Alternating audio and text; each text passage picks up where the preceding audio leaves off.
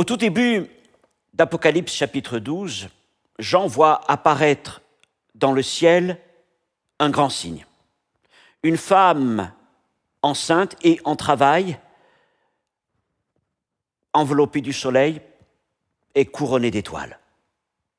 Et puis, subitement, un autre signe terrible, effrayant, un grand dragon rouge se précipite vers elle, voulant dévorer l'enfant qui va bientôt naître. Et je lis maintenant dans Apocalypse chapitre 12, versets 3 et 4. Un autre signe parut encore dans le ciel, et voici, c'était un grand dragon rouge, ayant 7 têtes et 10 cornes, et sur ses têtes 7 diadèmes. Et sa queue entraînait le tiers des étoiles du ciel et les jetait sur la terre. Et le dragon se tint devant la femme qui allait enfanter, afin de dévorer son enfant lorsqu'elle l'aurait enfanté. Merci de me rejoindre encore une fois dans ce nouvel enseignement, dans notre série L'Apocalypse, l'ultime message. C'est déjà le 25e épisode. Il porte donc sur ce passage d'Apocalypse chapitre 12 et il a pour titre « Le grand dragon rouge ». Comme d'habitude, vous retrouverez d'ici quelques jours dans le descriptif de cette vidéo un lien qui vous amènera vers les notes de ce message pour les reprendre avec des versets, avec aussi toutes les idées qui sont développées, et puis aussi un lien qui vous mènera sur le podcast si vous préférez l'écouter. Voilà, encore une fois, merci aussi à l'équipe qui m'accompagne pour vous apporter ces enseignements aussi loin que vous êtes par rapport à nous d'ici à Genève. On va prier et on présente donc ces moments au Seigneur. Notre Dieu, notre Père, quelle grâce de pouvoir encore ouvrir ta parole, de la laisser nous instruire, de la laisser fortifier notre foi et en même temps, Seigneur, de nous donner une révélation des choses qui sont à venir. Et je te prie, Père, de me donner d'être le porte-parole, le messager, Seigneur, de ce que tu veux communiquer à chacun. Je te prie de me garder de tout excès, Seigneur, de rester dans l'humilité, de rester, Seigneur mon Dieu, dans ce que ta parole, Seigneur, nous apporte, et que ta grâce puisse m'inspirer et inspirer, Seigneur, tous ceux qui entendent maintenant ce message dans le nom de Jésus. Amen. Voilà, nous parlons donc d'un grand dragon aujourd'hui, et évidemment, cette image est l'une des plus, saisissantes de toute la Bible. Mais elle ne surgit pas de nulle part. Elle est le point d'aboutissement d'une histoire commencée dès le jardin d'Éden avec un serpent le plus rusé des animaux. Et entre ce serpent de la Genèse et le dragon de l'Apocalypse, il y a toute l'histoire de la rébellion et du mal à travers les âges. Le serpent en Éden, le dragon dans l'Apocalypse, le serpent n'a pas changé de nature.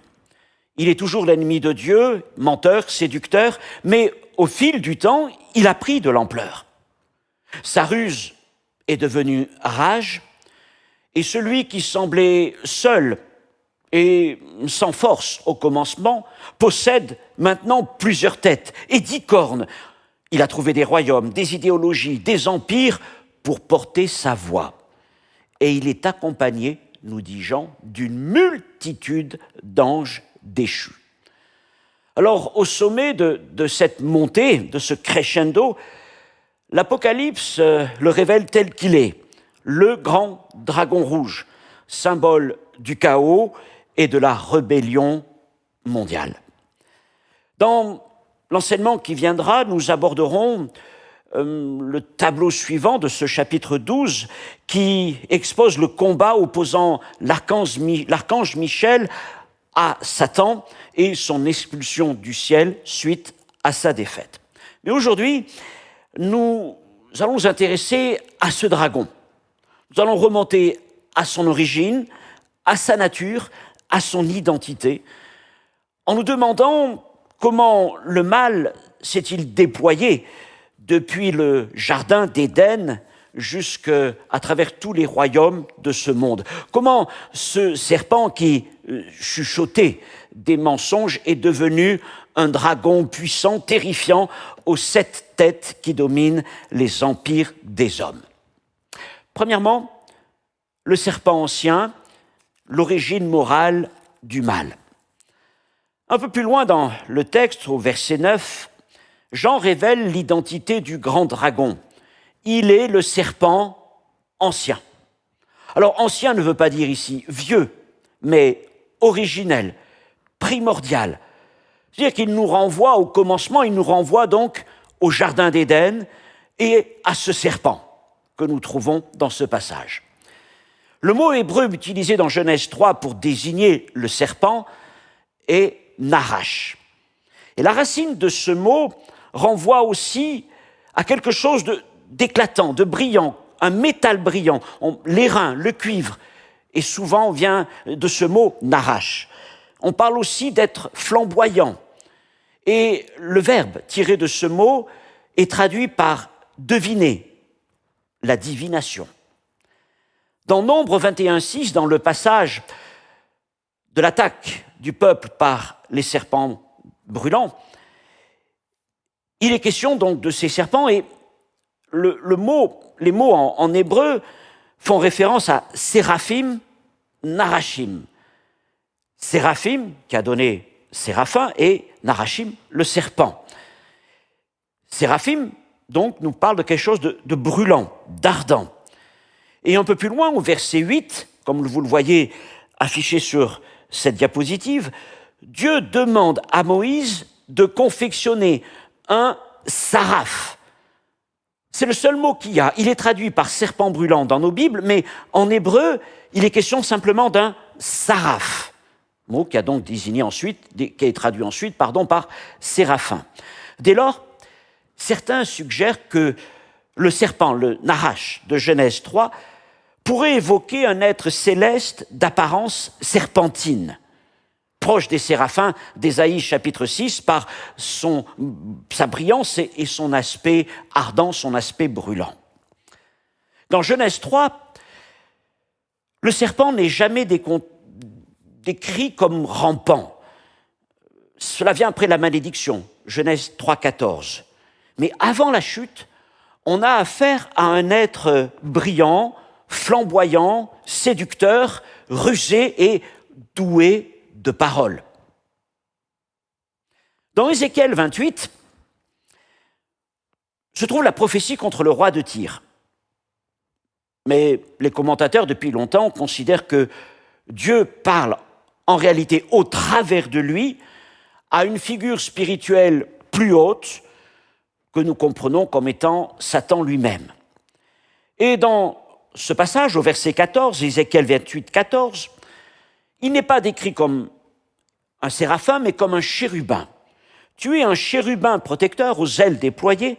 Je t'avais placé et tu étais sur la sainte montagne de Dieu. Tu marchais au milieu des pierres étincelantes. Donc ici, nous avons l'image d'un chérubin protecteur pour décrire cet être spirituel. Et là, il est question de sa proximité avec le trône de Dieu, sa proximité de la présence de Dieu. Alors vous allez me dire, séraphin ou chérubin, ce n'est pas forcément une contradiction, mais une complémentarité à deux niveaux. Quand on parle de chérubin, ou quand la Bible parle de chérubin pour décrire cet être spirituel, elle fait référence à sa fonction. Il était le gardien, le protecteur. Quand il est question de lui comme un séraphin, le Nahash, le serpent, il est question alors de sa forme. Chérubin, sa fonction, séraphe, sa forme, serpentine, brillante, brûlante. Donc, les deux peuvent tout à fait se compléter. De plus, deux prophéties, d'Ésaïe et d'Ézéchiel, nous apprennent que le serpent est un chérubin, un séraphin déchu. Ésaïe 14, 12, « Astre brillant, fils de l'aurore, te voilà tombé du ciel. » Ézéchiel 28, 16, « Par la grandeur de ton commerce, tu as été rempli de violence et tu as péché.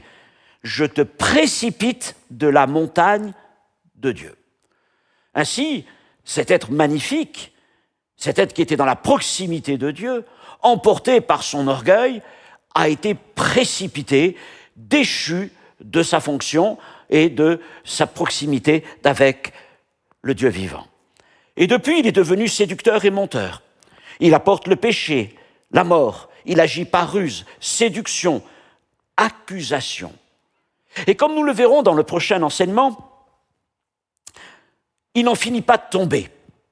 Et la chute de Satan n'est pas simplement un fait unique, mais un processus qui s'accomplit en plusieurs étapes depuis la Genèse jusqu'à la fin de l'Apocalypse. Quelque chose qui est récurrent, et on voit au fur et à mesure de la révélation biblique, Satan chuter de plus en plus. On verra ça donc dans le prochain enseignement.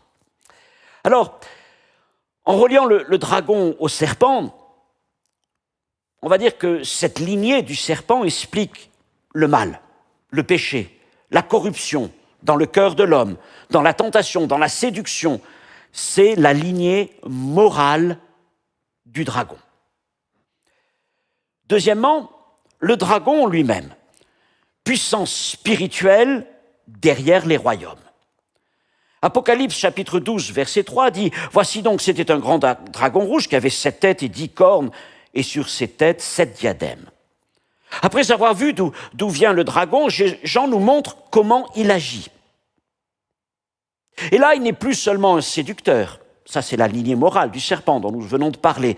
Mais maintenant, il devient une puissance spirituelle, une puissance de chaos qui agit dans l'histoire, à travers l'histoire, influençant et manipulant les royaumes du monde. Et cette dimension se trouve elle aussi dans ses racines dans l'Ancien Testament. Et on parle alors de la lignée des monstres. Dans l'Ancien Testament, le dragon, c'est le Tannin. Et il désigne dans la Bible les monstres marins, représentant des forces hostiles à Dieu.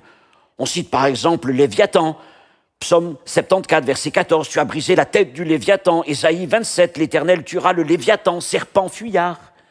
On parle aussi du Rahab, Job 26, verset 12, « Par sa puissance, il agite la mer, par son intelligence, il en brise le Rahab, le monstre. » Donc ces monstres, Léviathan, Rahab, et puis d'autres encore comme le Béhémoth, qui apparaissent aussi dans le livre de Job, incarnent la force brute, le chaos, les royaumes rebelles, les systèmes d'oppression. Le dragon est donc à l'œuvre derrière les royaumes et les tyrans. Et l'Ancien Testament montre comment des tyrans deviennent des monstres, animés, inspirés par l'esprit du dragon. Dans Ézéchiel chapitre 29, Pharaon, donc le roi d'Égypte, est présenté comme le grand crocodile et, en fait, dans beaucoup de traductions, nous trouvons le grand dragon. Le mot crocodile étant Tannin, le grand dragon. Pharaon, le grand dragon, il n'est pas seulement un tyran, il incarne et manifeste une puissance spirituelle invisible. Et si cette expression est employée pour le désigner, c'est pour nous dire qu'un empire, un royaume, un roi, peut devenir le trône d'une force spirituelle hostile. Et il devient alors, comme Daniel les appelle, des bêtes, une bête. Juste un petit point, notez cette remarque, les prophéties d'Ésaïe 14 et Ézéchiel 28, dont j'ai parlé il y a quelques instants, et dans lesquelles il est question indirectement de la chute de Satan, débutent toutes les deux par deux adresses au roi, au tyran de Babylone, Ésaïe 14, et de Tyr, Ézéchiel 28. Ce qui veut dire que le dragon était la force qui animait ces rois corrompus. Dieu parle par son prophète dans un premier temps aux rois de Babylone et de Tyr, comme Pharaon, mais au-delà de ces rois, c'est bien la puissance spirituelle qui les anime, à qui il est en train de parler, de s'adresser, c'est-à-dire Satan lui-même. Je voulais aussi noter ce point intéressant que j'ai découvert en étudiant un peu les choses, quand le serpent devient dragon. Vous connaissez bien le passage de Moïse devant le buisson ardent, quand le Seigneur se révèle à Moïse, l'histoire notamment de la verge de Moïse qu'il doit lancer au sol et qui se transforme en serpent, en Nahash, que ce soit là, dans la présence du Seigneur ou devant le peuple, Exode chapitre 4, verset 4. Mais ce qui est intéressant, c'est que lorsque Moïse comparaît devant Pharaon et qu'il jette sa verge. Elle ne devient pas un arrache, un serpent, elle devient un tannin, un monstre, un dragon.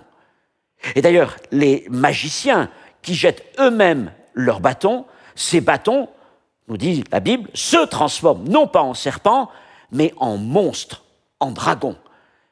Mais, nous le savons, c'est le tannin, le monstre de Moïse qui dévore les autres monstres. Tout ça pour nous dire que Dieu se présente non seulement comme le Créateur, mais comme celui qui terrasse les monstres adorés par les nations, et notamment par ceux d'Égypte. Daniel chapitre 7. Au verset 3, il est écrit, c'est une vision de Daniel, 4 grands animaux sortirent de la mer, différents l'un de l'autre. Et dans ce chapitre, Daniel nous présente les nations devenues des bêtes, des empires déshumanisés et monstrueux.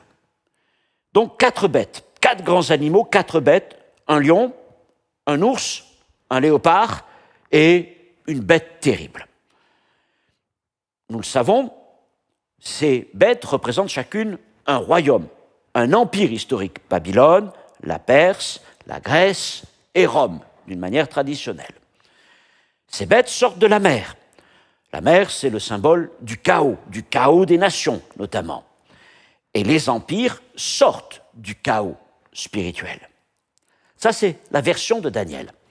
Ce qui est intéressant, c'est que Jean, au chapitre 13, nous y viendrons dans quelque temps, fusionne ces 4 bêtes en une seule bête qui va devenir la dernière bête, et il dit qu'elle reçoit sa puissance du dragon. Apocalypse chapitre 13, verset 2, « La bête que je vis était semblable, regardez, à un léopard, ses pieds étaient comme ceux d'un ours, et sa gueule comme une gueule de lion. » Donc on retrouve déjà les 3 premiers animaux, et ensemble, quelque part, ils forment la bête effrayante, le 4e. Et Jean continue en disant, « Le dragon lui donna sa puissance et son trône et une grande autorité. » Donc Daniel voit 4 bêtes, les empires. Jean, lui, voit la bête finale, l'agglomérat des bêtes précédentes, et il voit surtout le dragon derrière toutes ces bêtes, l'esprit qui les anime, l'esprit qui anime les empires. Donc il voit la même réalité, mais je dirais avec 2 profondeurs différentes. Le grand dragon est la puissance politique, spirituelle et universelle à son apogée. Jean parle d'un dragon, plus précisément, il parle d'un grand dragon, mégas, grand. Voyez-vous, le serpent d'Éden, en quelque sorte, est parvenu à sa forme la plus développée. Il est passé du serpent au grand dragon. Autrement dit, il est à l'apogée de sa rébellion et de son pouvoir. Le grand dragon, il est rouge. Rouge, puros en grec, de pur, le feu. Dans le livre de l'Apocalypse, cet adjectif, rouge, puros, n'est employé qu'une seule autre fois, au chapitre 6, verset 4, au sujet du 2e cavalier, celui donc qui suit le cavalier blanc et qui est le cavalier rouge. Et ce cavalier retire la paix et il répand la guerre par l'épée. Quant au grand dragon, il possède 7 têtes, 10 cornes, 7 diadèmes, un diadème sur chacune de ses têtes. Et là encore, ce sont des symboles qui viennent directement de Daniel. Arrêtons-nous sur ces éléments. 7 têtes. Le chiffre 7, ici ce n'est pas le chiffre de la perfection, c'est le chiffre de la plénitude, de la complétude.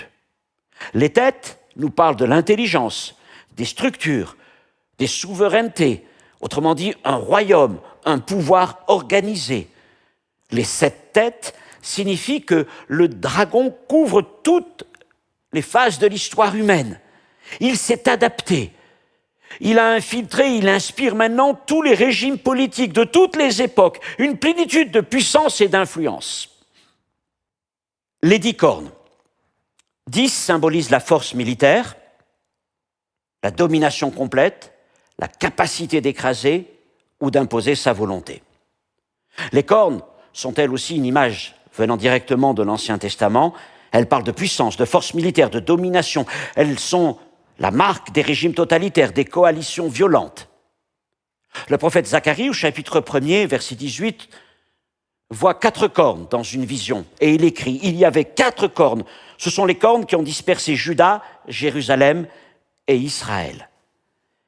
Les 10 cornes représentent la puissance des nations du dernier système mondial, celui qui va culminer avec la bête et que nous étudierons plus loin, notamment au chapitre 17 de l'Apocalypse.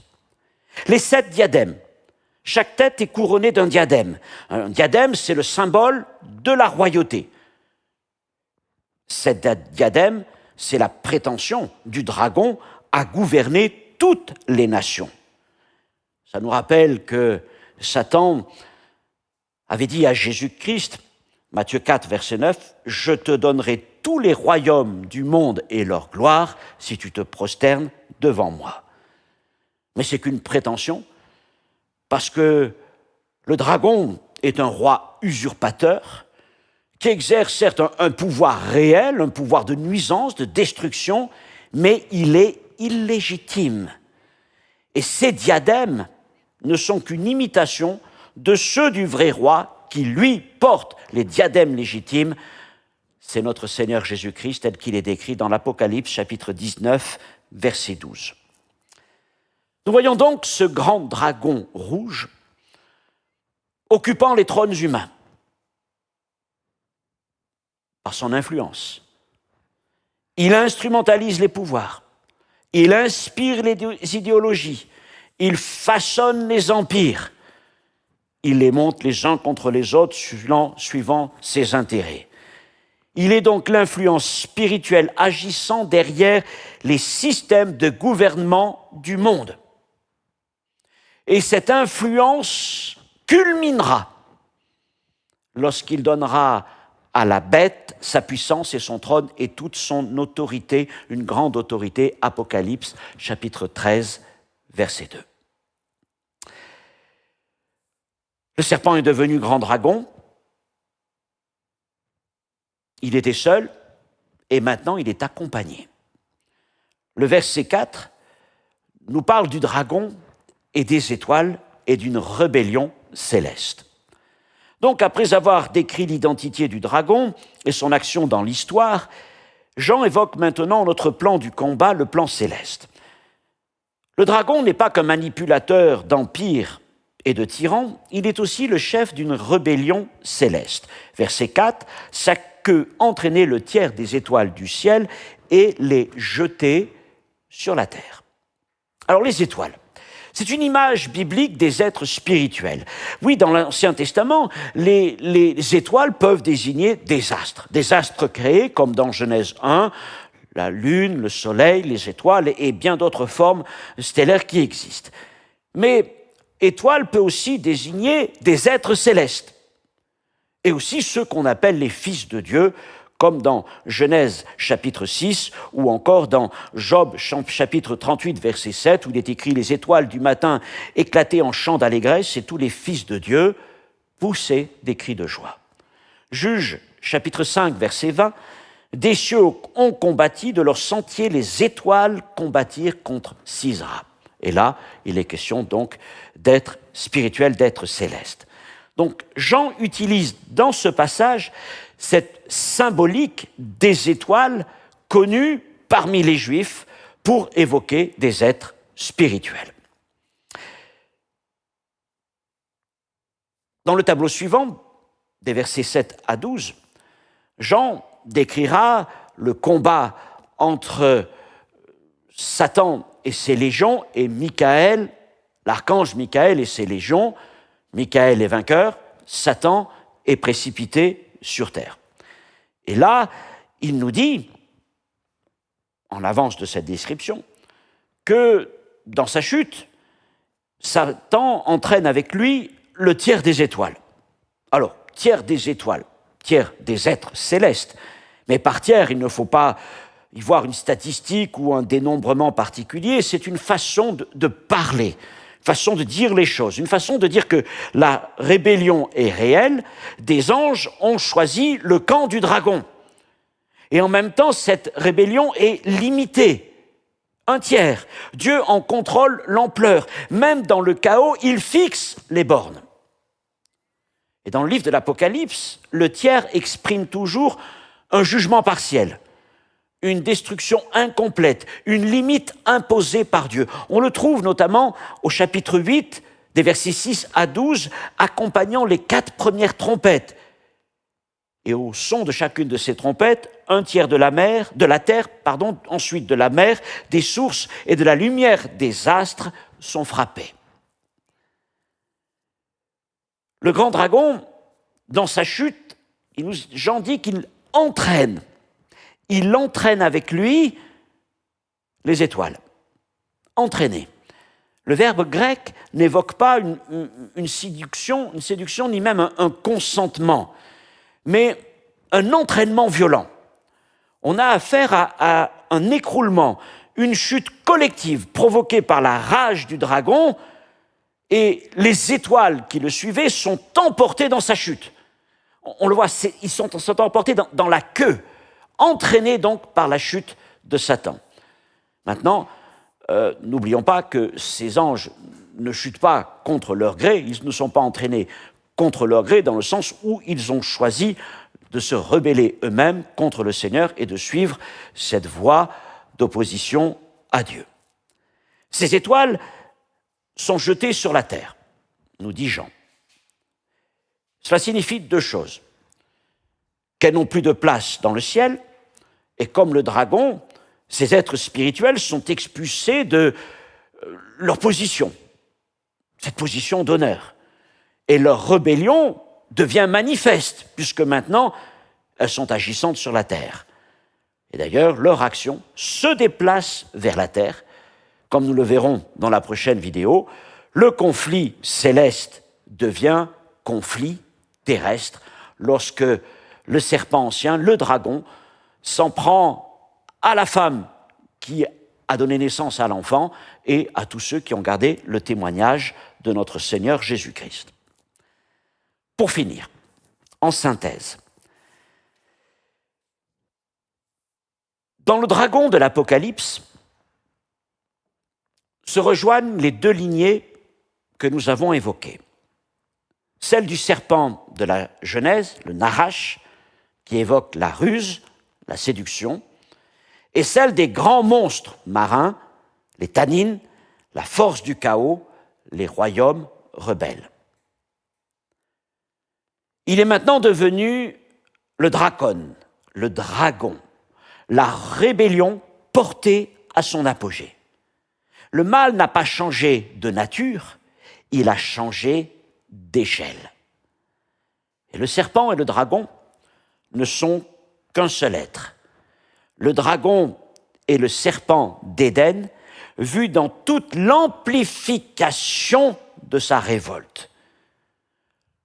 Le serpent mettait l'accent sur la ruse et le dragon met l'accent sur la rage.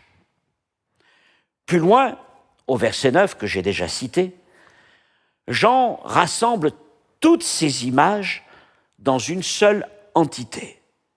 Apocalypse 12, 9, et il fut précipité le grand dragon, le serpent ancien, appelé le diable, et Satan, celui qui séduit toute la terre, et il fut précipité sur la terre, et ses anges furent précipités avec lui. Autrement dit, le serpent d'Éden, le Nahash, le monstre du chaos, le Tannin, et le dragon de l'Apocalypse, le Dracon, ne sont pas 3 êtres différents, mais ils désignent une seule et même entité spirituelle, Satan. Satan est à la fois le séducteur, le serpent, le Nahash, le destructeur, le dragon, l'accusateur selon son nom, Satanas, et le diviseur, le diabolos, celui qui divise. C'est ainsi que dans cette vision, eh bien, tout cela est rassemblé. Alors, dans cet enseignement, nous avons remonté à l'origine du dragon. Il n'est pas une créature mythologique, mais le visage du mal dans l'Écriture. Il est le serpent ancien, devenu par l'ampleur de sa révolte et de sa colère, le grand dragon. Rebelle, il est devenu accusateur, destructeur. Autrefois élevé, il est maintenant précipité. Et d'ailleurs, tout cela donc une seule identité, un seul être spirituel que Jean nomme Satan. Il est le moteur caché de toute révolte, de toute opposition contre Dieu et contre son peuple. Il est l'oppresseur du peuple de Dieu, il est l'oppresseur des hommes. Mais la vision ne s'arrête pas là. Nous n'avons fait qu'aborder que les versets 3 et 4.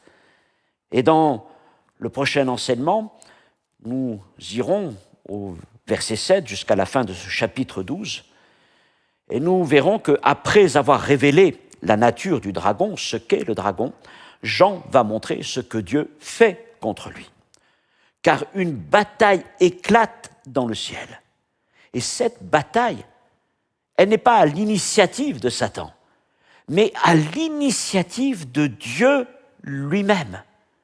Le Seigneur est en train de prendre possession de son royaume, de son règne, et il commence en quelque sorte par purifier les cieux. Et dans ce combat cosmique extraordinaire, la victoire est remportée par l'archange Michael et ses légions, et le dragon et ses anges sont expulsés des cieux et précipités sur la terre. Alors dans la prochaine vidéo, nous entrerons donc dans ce moment décisif, la guerre dans le ciel, la défaite de l'accusateur. Nous parlerons aussi, comme je l'ai mentionné dans cet enseignement, des différentes étapes de la chute de Satan. Je m'arrêterai aussi sur les différents combats qui ont opposé Satan et Michael. C'est déjà arrivé. Et donc aujourd'hui, nous avons vu d'où venait le dragon, le grand dragon rouge. Et la prochaine fois, nous verrons comment Dieu le renverse et comment toute la victoire est remportée par notre Seigneur. Voilà ce que je voulais partager avec vous aujourd'hui de ce passage. Encore une fois, vous pouvez retrouver toutes les notes bientôt pour reprendre tout cela tranquillement avec les versets. Que Dieu puisse encore nous permettre d'aimer sa parole, de l'étudier, de la partager, afin d'approfondir, de consolider notre foi, et que Dieu nous encourage en toutes choses. Merci de votre fidélité à écouter ces enseignements. Que Dieu vous bénisse. À bientôt. Au revoir.